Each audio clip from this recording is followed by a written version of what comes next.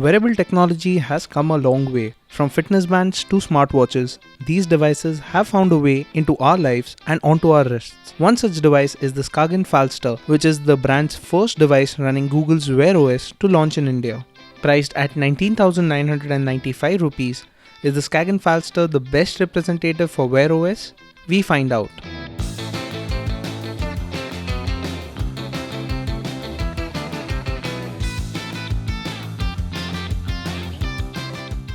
Before we go ahead, be sure to subscribe to the Gadgets 360 YouTube channel and don't forget to click on the bell icon so that you're the first to know when we have a new video. The Skagen Falster has a round dial and a 42mm stainless steel case. It does not have a flat tire design element like on the Moto 360 watches, but there's still an ambient light sensor to control brightness automatically.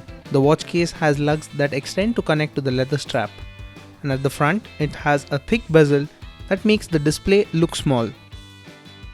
Pick the watch up and you will see the quality of the case and the 20mm leather straps that Skagen has used. We also like the fact that this watch is relatively thin at 12mm and weighs just 57 grams, which is light on the wrist. Turn the Falster over and you can see a glass window which makes wireless charging possible.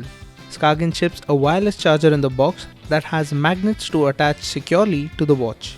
However, this device misses out on a heart rate sensor, GPS and NFC, which one would expect considering the price. Overall, it looks like Skagen blew most of its budget on designing this watch rather than adding features to make it better value for money.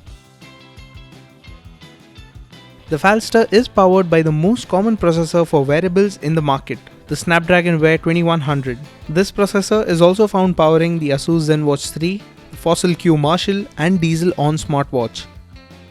The watch runs WearOS by Google, formerly known as Android Wear, and is similar to every other WearOS device out there. You will need a phone running Android 4.4 and above or iOS 9.3 and above to pair this watch using the WearOS app. Skagen has added custom watch faces too, and these are minimal designs as we expected. Pre-installed watch faces are limited, but Skagen does give you the option to create custom ones. If you don't like the minimal look, then you also have the option to go on to the Play Store and download new watch faces. The Falster has 4 GB of storage, out of which about 1.7 GB was available at our disposal. Connectivity options include Bluetooth 4.1 low energy and Wi-Fi. The Falster has an IP67 dust and water resistance rating and can handle occasional splashes and rain, but you can't go for a swim with it. The display on the Falster is quite crisp and viewing angles are good.